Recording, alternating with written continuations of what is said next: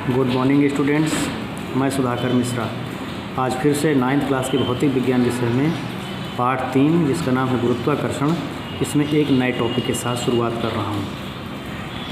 कल मैंने आपको बताया था कि न्यूटन का गुरुत्वाकर्षण नियम क्या है और उसमें जो सूत्र स्थापित किया था हम लोगों ने F बराबर जी m1m2/r², उसमें जो कैपिटल जी है आज हम लोग उसी पे चर्चा कर रहे हैं। तो आज का जो मेन टॉपिक है सार्वत्रिक गुरुत्वाकर्षण नियतांक जी की परिभाषा एवं मात्रक। सार्वत्रिक गुरुत्वाकर्षण नियतांक जी की परिभाषा एवं मात्रक। देखिए, आपने ये नियम तो पढ़ा ही है कल। हम जानते हैं कि यदि दो पिंडों के द्रव्यमान क्रमशः m1 व m2 हों और उनके बीच की दूरी स्मॉल r हो तो क्या होता है, न्यूटन का गुरुत्वाकर्षण नियम क्या कहता है, दोनों पिंडों के बीच जो बल कार्य करेगा, आकर्षण बल, वह दोनों पिंडों के द्रव्यमान के गुणनफल के अनुक्रमानुपाती और उनके बीच की दूरी के वर्ग के व्युत्क्रमानुपाती। अब अनुक्रमानुपाती का चिन्ह हटता है तो एक नियतांक आता है, तो ये नियतांक कैपिटल जी मान लिया गया। तो सूत्र बना था F बराबर जी m1m2/r²। यहाँ से हम g का मान निकालना चाहेंगे तो r² को f के साथ गुणा किया और नीचे बचा m1 m2, तो कैपिटल G का सूत्र बन गया F × r²/m1 m2। ठीक है ना। तो यहाँ से अब F क्या है, बल है, r क्या है, दूरी है, तो दूरी का स्क्वायर। तो इसको हिंदी में लिख सकते हैं गुरुत्वाकर्षण नियतांक बराबर बल गुणे दूरी का वर्ग बटे द्रव्यमान का वर्ग, क्योंकि यहाँ m1 m2 दो बार है यानी दोनों द्रव्यमान है, तो द्रव्यमान गुणे द्रव्यमान यानी द्रव्यमान का स्क्वायर। अब यहाँ पर यदि हम ये मान लें कि जो दोनों ये पिंड हैं m द्रव्यमान m1 m2 द्रव्यमान के, तो यदि दोनों 1 मीटर की दूरी पर स्थित हैं और दोनों बराबर हैं, यानी r बराबर 1 मीटर तथा m1 बराबर m2 बराबर 1 किलोग्राम, तो अब इसका मान हम समीकरण 1 में रख देंगे। तो r की जगह 1 का स्क्वायर 1, m1 की जगह 1 और m2 की जगह 1 का गुणा किया 1 में, तो g का मान आ गया f। ठीक है, यानी g जो है f के बराबर है। ठीक है ना।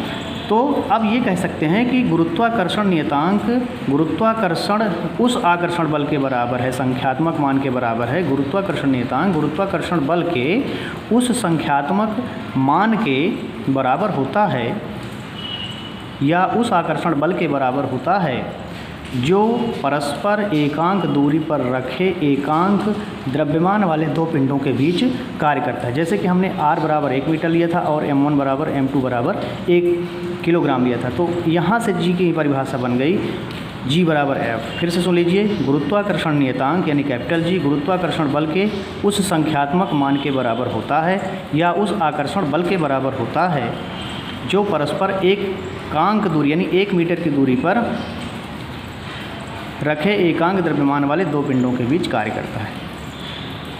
अब इसके मात्रक की बात करेंगे तो जैसे कि सूत्र पता है आपको, सूत्र होता है, यहाँ देख लीजिए, g बराबर F r²/m1 m2 यानी बल गुणे दूरी का स्क्वायर बटे द्रव्यमान का स्क्वायर।